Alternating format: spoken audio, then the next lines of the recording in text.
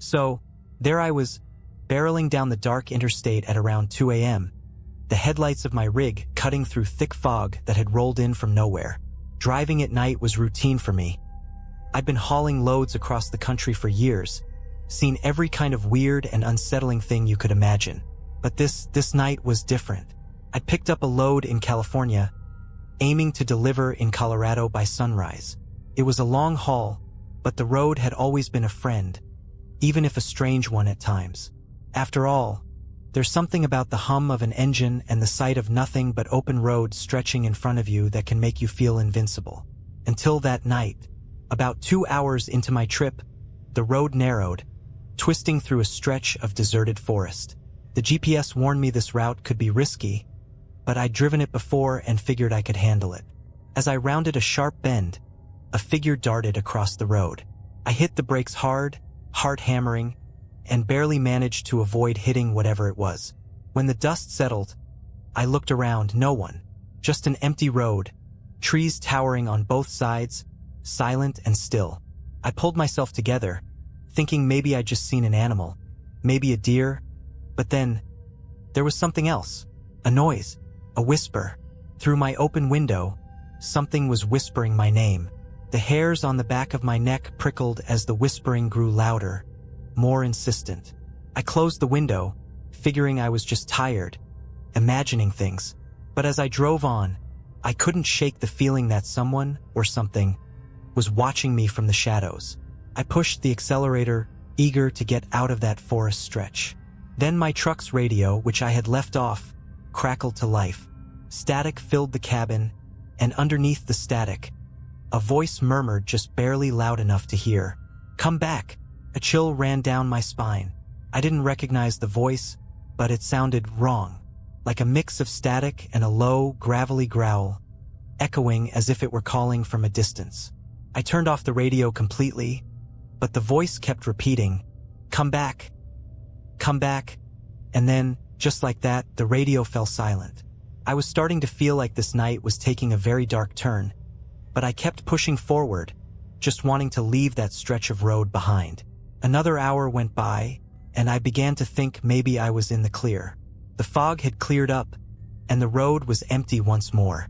But then, out of nowhere, my rig lurched as if I'd hit something massive. I swerved, struggling to keep control. The truck slowed to a stop, and in the glow of my headlights, I saw it. A person, lying in the middle of the road. Or at least, that's what I thought it was. I leapt out of the cab, heart pounding, and rushed over. But as I got closer, I froze. The figure didn't have a face. Where eyes, nose, and a mouth should have been, there was just smooth, blank skin stretched over bone. It lay there, motionless, its arms twisted at impossible angles. I stumbled back, suddenly aware of just how silent the night had become. No wind, no crickets, just the heavy, suffocating silence pressing in from all sides. I was about to turn and run back to my cab when a sound echoed through the trees. A low, gurgling growl, like something huge and angry was hiding in the darkness, watching. I looked back at the figure on the road, and that's when I saw it move. Not much, just a slight twitch of its fingers, but it was enough to send me scrambling back to the truck. I jumped into the driver's seat, fumbling to start the engine. The headlights caught something else moving on the side of the road. More figures, all identical, all faceless, slowly emerging from the trees. They stood there, staring, or whatever they did with those smooth faces, right at me.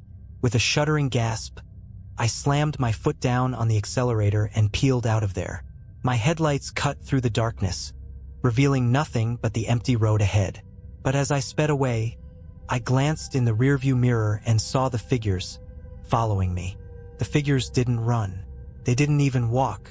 They just appeared, like static on a TV screen flickering closer each time I glanced back. 1 second they'd be 50 feet behind, the next just 10. I couldn't look in the mirror anymore. I gripped the wheel, white-knuckled, heart racing, as I pushed the rig harder than I'd ever dared. The engine roared, tires screeched, but no matter how fast I drove, I felt that presence right behind me. Somehow, deep down, I knew If I looked in the mirror again, I'd see one of those faceless things inside the truck, right behind me. Reaching, the highway started twisting and turning again, winding deeper into an endless maze of black trees and shadow. My GPS had long since lost signal. The only thing guiding me now was instinct and the desperate urge to escape. Just as I felt I couldn't take it anymore, a shape loomed on the horizon. An old gas station, lights flickering. It looked deserted, but I didn't care. I slammed on the brakes, bringing the rig to a screeching halt right in front of the place. I jumped out, expecting to feel hands or whatever those things had instead of hands. Grab me, pull me down, but nothing. The air was still, the night silent. I glanced around, heart still pounding, but the road behind me was empty. No figures, no whispers, nothing. I took a few shaky steps toward the gas station, wondering if I'd imagined the whole thing. But the voice on the radio, that low, distorted growl, still echoed in my mind. As I stepped inside the gas station, I took a look around. Rows of dusty shelves were stocked with snacks that looked like they hadn't been touched in years. The air was thick with the smell of mildew and something else, something metallic. Behind the counter was a clerk, his face obscured by the shadows. He didn't move, didn't speak. "Hey," I managed, voice shaking. "Phone. Do you have a phone?" The clerk lifted his head slowly, and my stomach dropped. His face was wrong. Too smooth, like his features had been blurred, melted together. And his eyes, small, black, bottomless pits that swallowed the light. "I'd leave if I were you," he rasped, voice crackling like dead leaves underfoot. "You're not supposed to stop here." What?" I stammered, trying to back away. "They don't like it when you stop," he said, and his mouth twisted into a grimace, teeth too sharp, too white, in the dimness. "You'd better get back in your truck and keep going. Otherwise, they'll find you." I didn't need to be told twice. I turned and bolted out of the gas station, practically diving back into the cab. As soon as I slammed the door shut, the headlights flickered on by themselves, casting their eerie glow across the empty road. Only, the road wasn't empty anymore. A figure stood directly in the beam of my headlights, just a few feet away. It had no face, just like the others, but this one was wearing an old, torn trucker's jacket, like it had once belonged to someone like me. And draped over its shoulders, barely visible in the dim light, was a chain, thick, rusty, with a padlock that looked as old as the road itself. The thing tilted its head to one side, almost curious, and then it took a step forward. My foot slammed on the gas before I could think. The truck lurched forward, headlights blazing as I barreled right toward it. But the figure didn't move. It just stood there, waiting, and as I passed through it, as if it was made of mist, my whole body went ice cold, a chill that froze me to the core. The radio crackled again. "Turn back," the voice whispered, as if it was right next to my ear, making the hair on the back of my neck stand up. "Turn back." The truck roared forward, but the road in front of me wasn't the road I remembered. The familiar twists and turns were gone. Instead, I was hurtling down a straight, narrow stretch lined with endless black trees. No landmarks, no signs, just an endless path that seemed to go on forever. I glanced at the clock on the dashboard. It was stuck on 2:37 a.m., the digits flickering weakly. My GPS was blank, no signal, no map, just a hollow, empty screen. I tried the radio again, desperately twisting the knob, but all I got was that same low, static-laced growl. It droned on, maddening, echoing through the cab like it was trapped with me. Then headlights appeared in the distance, a massive set, like those of a semi barreling toward me at full speed. I honked the horn, flashing my lights, trying to get the other driver's attention. But the lights didn't budge. They just kept getting closer, faster, brighter. My heart pounded as I gripped the wheel, hands slick with sweat. The headlights bore down on me until they were blinding, consuming everything in their beams. I couldn't see the road. I couldn't see anything. And just as the lights reached me, I braced for the impact, and then silence. I opened my eyes, heart still racing, and realized I was parked at a rest stop. A regular, run-down, quiet rest stop. The cab was still, the headlights shining onto an empty lot surrounded by dark trees. The clock read 5:47 a.m., and a faint, grayish light crept over the horizon. Morning was coming. I sat there for a few moments, shaken, wondering if I'd dreamed the entire thing. My fingers were stiff and aching from how tightly I'd gripped the wheel. My throat was raw from shouting, but the truck was fine. Everything was fine. I was parked like I'd just pulled over for a break. In a daze, I climbed down from the cab, rubbing my eyes. I looked around the empty rest stop, trying to get my bearings. The first thing I saw was another truck parked a few spaces down. It was an old, rusted rig that looked like it hadn't moved in years. And then I saw him, a man, standing just behind the truck, staring at me. He was wearing an old, worn trucker's jacket, and across his shoulders, slung like some kind of twisted burden, was a heavy chain with a padlock. I couldn't see his face, not clearly anyway. His features were shadowed, but I could feel him staring, like his eyes were burning right into me. I turned to get back in my truck, to get away from him, but as I moved, he called out in a voice as hollow and empty as the static on my radio. "They don't like it when you stop," he said, almost a whisper, barely audible over the hum of the engine. "If you keep going, they might just let you go. But if you stop again, you'll never make it out." I climbed back into my truck, hands shaking as I started the engine. I didn't look back. Couldn't. As I pulled out of the rest stop, I forced myself to focus on the road, to keep my eyes forward. The sun started to rise, its light breaking through the trees, washing over the road in front of me.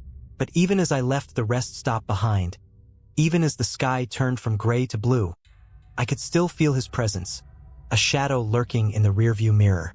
And somewhere, in the distance, I heard a low, static-laced whisper trailing after me, like a faint echo from another world.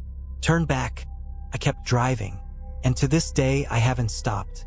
Not at night, not in the fog, not when the whispers come through the radio, because I know that if I ever stop again, they'll be waiting. It was about midnight when I took a wrong turn off Interstate 80 somewhere in Nebraska. I'd been on the road for almost 14 hours straight, hauling my load across 3 states. Sleep wasn't an option. I had to make it to Denver by morning. I'd been through these back roads countless times, so the detour didn't bother me at first. But as the minutes ticked by, I couldn't shake the feeling that something was wrong. The night was unusually still. Even the usual chirping of crickets and rustling of tree branches seemed absent. Then I noticed a dim glow in the distance, a rundown gas station, miraculously still open at this hour. I figured I'd pull over, grab a coffee, and ask for the quickest way back to the main road. When I walked in, the place was empty. No one behind the counter, no customers. The fluorescent lights overhead buzzed, casting an eerie, almost sickly glow. There was something stale in the air, the kind of staleness that hinted at secrets best left alone. "Hello," I called out, trying to break the silence. Nothing. Shrugging it off, I poured myself a cup of burnt-smelling coffee. Just as I was about to leave, a figure emerged from the back room. He was tall, skinny, with a face that looked like it hadn't smiled in decades. He stared at me for a long, uncomfortable moment before muttering, "Headed west?" I nodded, taking a sip from my cup, wishing I hadn't. Tasted worse than it smelled. "Stay on Route 17, he said slowly, as if each word cost him something. "And don't stop, no matter what." That got my attention. "What do you mean, don't stop?" The man didn't answer. He just gave me this haunted look and disappeared into the back. As I got back in my truck, his words stuck with me. "Don't stop." I chuckled, chalking it up to some small-town superstition. But the weirdness of the place lingered, gnawing at my mind as I merged back onto the road. It wasn't long before I saw it. A thick fog started rolling in, so dense it seemed to absorb the beams of my headlights. In the middle of nowhere, I couldn't see 10 feet in front of me. My grip tightened on the wheel as I pressed on, ignoring the instinct to slow down. Then, out of the fog, something appeared. At first, I thought it was another truck, but as I got closer, I realized it was something else. An old, battered car, creeping along in the same direction I was heading. The car's taillights flickered like they were barely holding on. It was too slow, so I pulled into the other lane to pass it. Just as I drew alongside, I glanced over and froze. Inside, the driver was slumped over, his face pale and lifeless, eyes wide open, staring straight ahead. He looked like he'd been dead for days. My heart slammed against my chest. Before I could fully process what I'd seen, my truck swerved back into the right lane, and I floored it, desperate to put as much distance as possible between me and that car. But no matter how fast I went, the car stayed behind me. The headlights of that old car never faded, locked onto my truck like some hellish beacon. I kept glancing at my mirrors, hoping to lose it around a bend, but every time I checked, it was right there, close enough that I could almost feel the driver's dead eyes boring into the back of my skull. I kept replaying what the guy at the gas station had said. Don't stop. The fog seemed to thicken, clinging to the road in thick, twisting wisps. My headlights barely cut through it. At this point, all I could see was the road immediately in front of me and those relentless headlights following behind. I kept one eye on the road and one on the clock, 2:17 a.m. It was a little over an hour since I'd left the gas station. I just had to keep moving, keep my focus on Denver. Then I saw something in the road. At first, it was just a shape, low and unmoving. As I got closer, it became clear. It was a figure, hunched over on all fours. A person, crouched in the middle of the highway, head down, hair hanging limp over their face, unmoving. My foot hesitated on the brake, every instinct screaming at me to slow down. But that voice in my head repeated, "Don't stop. Don't stop." So I gritted my teeth and hit the gas. I veered to the left, my tires skidding slightly as I swerved around the figure, narrowly missing it. Just as I passed, I caught a glimpse of the person's face, or what should have been a face. It was pale, blank, with hollow, empty eyes staring straight ahead, unblinking, and worse, turned, ever so slowly, to watch me pass. My heart hammered in my chest as I forced myself not to look back, focusing only on the road ahead. But just then, something even stranger happened. The car behind me suddenly sped up, as if it, too, was trying to avoid that figure. It swerved erratically, almost losing control, before managing to right itself. That was the first time I felt it, the bizarre sense that maybe that thing wasn't chasing me. Maybe it was trying to outrun something else. But that didn't make sense, did it? A dead driver still driving? My mind raced, trying to rationalize it all, but the fear kept me grounded. All I could do was keep my foot pressed on the gas and push forward, faster and faster, as the fog seemed to close in tighter, wrapping around the road like some kind of living, breathing thing. And then, just ahead, the fog parted, and another figure appeared, standing in the center of the road. This time, it wasn't crouched or motionless. It was upright, tall, and waiting. The figure loomed in the middle of the road, a shadowed shape with its face turned toward me. Its arms hung stiffly by its sides, fingers outstretched like claws, as though it were ready to grab onto anything that dared get close. Couldn't stop. I wouldn't stop. I gripped the wheel and barreled forward, the truck's engine roaring as I pressed down harder on the gas. But just before impact, the figure shifted. No, it melted. It seemed to dissolve, reforming beside my window as I flew by, gliding effortlessly with the speed of my truck. My heart stopped. His face was there, right outside my window, staring in at me. It was a man, or at least it used to be. His skin was translucent, stretched tightly over his skull, and his eyes were pure white, empty and endless. His mouth hung open in a silent scream, jaw unhinged in an expression of pure, primal terror. I felt an icy chill radiate from the glass, seeping through the window and into my bones. Then, as suddenly as he appeared, he was gone. I glanced into my side mirror, half expecting him to still be there, clinging to the side of the truck. But the mirror only showed empty road behind me, winding back into the mist. Except, the headlights were gone. The car, the one that had been tailing me, had disappeared. I took a shaky breath, almost relieved, But my grip didn't relax. Something wasn't right. That car couldn't have vanished without a trace. And the fog, it was thicker than ever, swirling around me like smoke from a fire. I felt trapped, like the road was shrinking, closing in. That's when I heard it. The unmistakable sound of footsteps on the roof of my truck. Slow, deliberate footsteps, moving from the back of the cab toward the front. I couldn't make sense of it. There was no way anyone could be up there. We were still moving at high speed. But the sound was undeniable. A heavy, measured pace. Like someone was walking, taking their time, confident I had nowhere else to go. Then something tapped against the windshield from above. Once, twice, with a strange, rhythmic beat, like someone drumming their fingers. I barely breathed. My knuckles were white on the wheel as I kept my eyes fixed on the road, praying I'd see some sign of civilization, some light, any break in this nightmare. Then, slowly, the sound shifted. It was no longer tapping.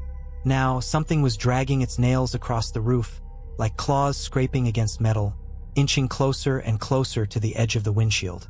The fog was thick, blanketing the road, making every second feel like an hour. And then I saw it, emerging from the fog, stretching across the road in long, jagged letters that looked like they'd been carved into the asphalt itself. Turn back. The words stretched on for at least 50 feet, glistening wet and fresh in the darkness. But I knew those letters hadn't been there a moment ago. The scratching stopped. The air around me grew thick, almost suffocating, as if something enormous was crouched just above, waiting. I couldn't turn back now.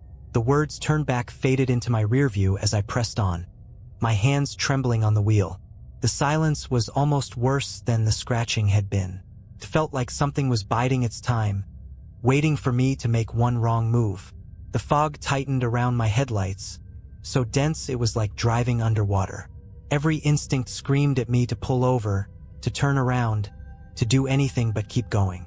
But the guy at the gas station's voice rang in my head again. Don't stop, no matter what. Then, out of nowhere, the radio crackled to life. The static was loud, filling the cab with harsh white noise. I jumped, my eyes darting to the dials, but my hand froze mid-reach as something came through the static. A voice, low and strained, like it was fighting to be heard. It was my own voice. Shouldn't have come this way. My blood turned to ice. I was hearing myself, the same tone, the same exact words I'd spoken to myself just before seeing that first figure in the road. The voice continued, whispering things I'd only thought in my head, fear bubbling up with every word. You've gone too far. No turning back.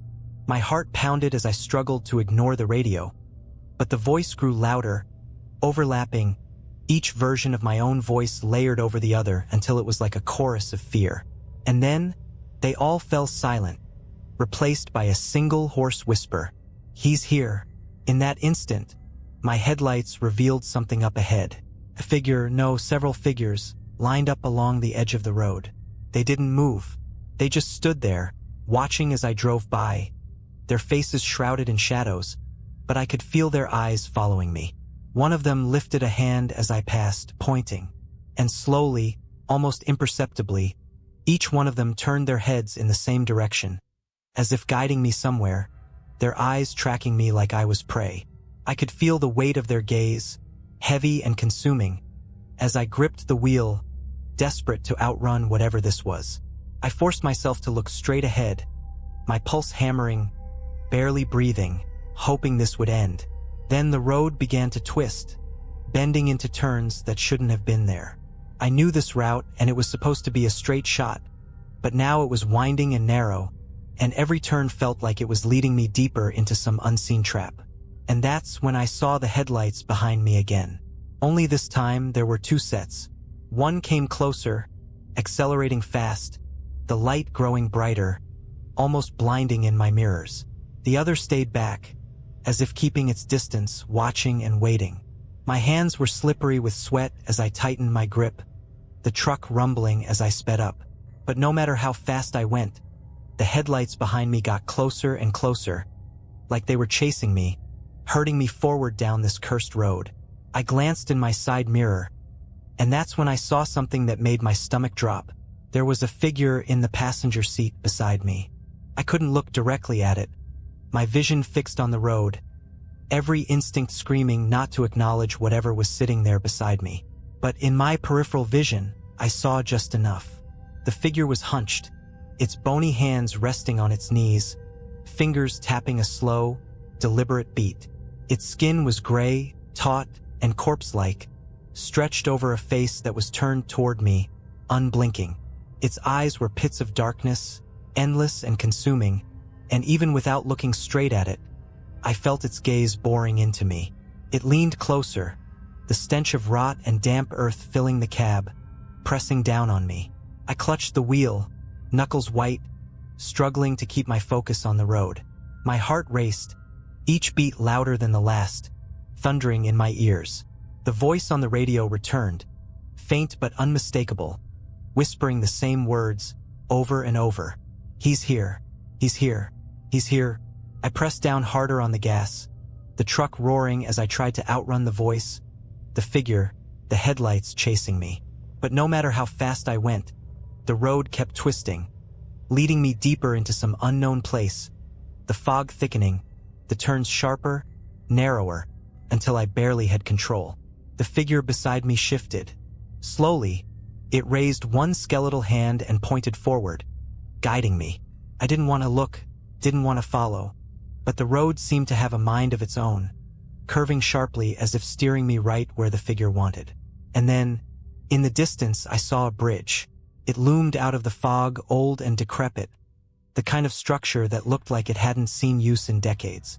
The wood was dark, slick with something that glistened in the fog, and the beams above it were twisted and broken, barely holding together. A shiver ran through me, but I couldn't stop. The headlights behind me flared, blinding, pushing me forward. The figure beside me whispered something, a garbled mess of words that chilled my blood. My mind raced, trying to make sense of it, to understand, but it was like hearing a language from a nightmare, words that shouldn't exist. As I approached the bridge, the figure leaned in, closer than ever, so close I could feel the cold radiating off it, freezing the air between us. Its lips cracked open, and for the first time, it spoke clearly. "You can't escape. He's waiting." My pulse skittered. I could barely breathe. The bridge stretched out before me, endless and dark, a chasm below it that seemed to go on forever. I wanted to slam on the brakes, to turn around, but the figure's gaze pinned me in place, a weight that rooted me to the seat. Then, just as my front wheels hit the bridge, the headlights behind me went dark. The road behind me disappeared into the fog, swallowed whole, leaving only silence. And that's when I heard it. A low, deep growl, rumbling up from beneath the bridge. It was an animalistic sound, primal and hungry, echoing through the night like a warning. My heart hammered, my skin cold as I gripped the wheel, inching forward, barely breathing. The sound grew louder, closer, as if something was moving up from the darkness below. I risked a glance at the figure beside me, desperate for some hint of what was happening. But it was gone. The passenger seat was empty, the stench of rot lingering, but the figure had vanished without a trace. Then, with a crack, the bridge beneath me shuddered, with splintering as something massive began to move below. The bridge groaned under the weight of the truck, the wood buckling, shifting, as if something immense and alive was moving just beneath the surface. The fog thickened, swallowing the edges of the bridge and turning everything outside my windshield into a dense, suffocating wall of gray. I was trapped, caught on this ancient, crumbling bridge with nowhere to turn, no way to go but forward. And then, out of the fog ahead, I saw it. A figure tall and unnaturally thin, standing directly in the center of the bridge. Its body seemed to blend with the mist, limbs elongated and warped, twisting into unnatural angles. I slammed on the brakes, the truck skidding to a halt just feet away from the figure. My hands were shaking as I watched it stand there, motionless. For a few moments, nothing happened. I thought maybe it was just another apparition, something that would vanish if I just blinked or looked away. But then it began to move, its head tilting, jerking toward me as if it had finally sensed my presence. It took a step forward, the wood creaking under its weight, and I saw its face for the first time. It had no eyes, just empty, hollow sockets staring into me, somehow seeing everything. Its mouth stretched impossibly wide, twisted into a grotesque grin that seemed to grow larger with every step. The closer it came, the more I felt my courage drain away, replaced by a cold, numbing fear that gripped me from head to toe. The growling sound beneath the bridge grew louder, now accompanied by the splintering of wood as the structure gave way piece by piece. Whatever was down there was rising, and it felt like the whole bridge would collapse at any moment. I knew I had seconds left to decide. Somehow, I forced myself to move. I slammed the truck into reverse, trying to back up, but the bridge shuddered violently, lurching downward as the beams split and cracked. The headlights flickered, casting strange, twisting shadows across the fog, illuminating the creature just inches from my hood. Its fingers stretched out, reaching for me. With a primal scream, I threw the truck back into drive, my only choice to plow forward, straight toward the figure. The truck lurched, its wheels skidding across the splintering wood, but I kept going, pressing down on the gas with everything I had. The creature let out a shrill, inhuman scream, its mouth widening even further as I barreled straight into it. I braced for impact, but when I hit, the figure exploded into mist, vanishing as though it had never been there. The truck roared onto the other side of the bridge, but the growling below followed me, relentless. In the rearview mirror, I saw the bridge behind me collapse into the chasm, the fog closing in as planks and beams tumbled into darkness. I kept driving, not daring to stop until the fog finally thinned and the road opened up. My heart pounded as I reached a crossroads, the signs pointing toward Denver glinting under my headlights. It was over. Somehow I'd made it. But as I rolled to a stop to catch my breath, something caught my eye in the rearview mirror. Just a glimpse, but enough to send a cold chill down my spine. In the shadows at the edge of the road, barely visible in the dim light, was the figure. Standing there, motionless, its hollow eyes locked onto me. I didn't wait. I slammed the gas, tearing down the highway, heart racing, knowing that I'd left something back on that bridge, but something else had followed me. I never liked taking the night shifts, but as a truck driver, you don't always get a choice. You just take the load and go. That night, the dispatcher called late, saying they had a last-minute job for me. A run out to a small town in the middle of nowhere. One of those places that barely appears on a map. And yeah, it sounded a bit weird. The guy on the phone wasn't our usual dispatcher, just some low voice with too much static in the background. But it paid double and I wasn't about to turn that down. I should have turned it down. Around midnight, I was on a narrow highway, trees dense on both sides, swallowing up any light besides my headlights. The road was dead empty. Not a single car passed me in the last hour. Radio static buzzed quietly in the background, the only sound besides the hum of the engine. A good way to stay alert, I told myself. But something in the air felt wrong. The kind of feeling you get when someone's watching you, even if you're all alone. After a while, I started noticing strange signs along the road. Nothing like the usual mile 25 or no littering ones. These were old, rusted, barely hanging on their posts. I squinted as one came into view. It had no words, just a hand-painted symbol of a twisted figure. Its head was cocked to one side, its limbs longer than humanly possible. That uneasy feeling grew worse. I turned my eyes back to the road, shaking it off as just some prank from local kids. But then the radio crackled louder. Through the static, there was a faint voice, just a whisper, like someone far off. "Turn around," it said. Then, nothing. I laughed a bit, chalking it up to a prank or my own sleep-deprived mind, but I turned the volume down anyway. After about 20 minutes, I saw something in the road up ahead. A silhouette, maybe 30 yards away, walking along the edge of the highway. Just a shadow in the glow of my headlights. At first, I thought it was an animal, but as I got closer, I realized it was a person. They wore a long, tattered coat and didn't seem to notice my truck barreling down behind them. It wasn't until I was practically on top of them that they finally looked up. Their face, if you could call it that, wasn't right. The features were blurred, almost melting together like a half-formed clay sculpture. Eyes too large, mouth stretched into a frozen, unnatural smile that twisted at odd angles. As I sped past, their gaze snapped to meet mine, unblinking. I felt a shiver crawl up my spine. I knew I should have kept driving, but I slowed down, glancing in my rearview mirror. There was no one there, just the empty road behind me. I sped up. The voice on the radio came back, crackling with static. Louder this time. "You need to leave." I pressed the power button, trying to turn it off, but the voice kept coming, scratchy and distorted. I hit the button harder. Nothing.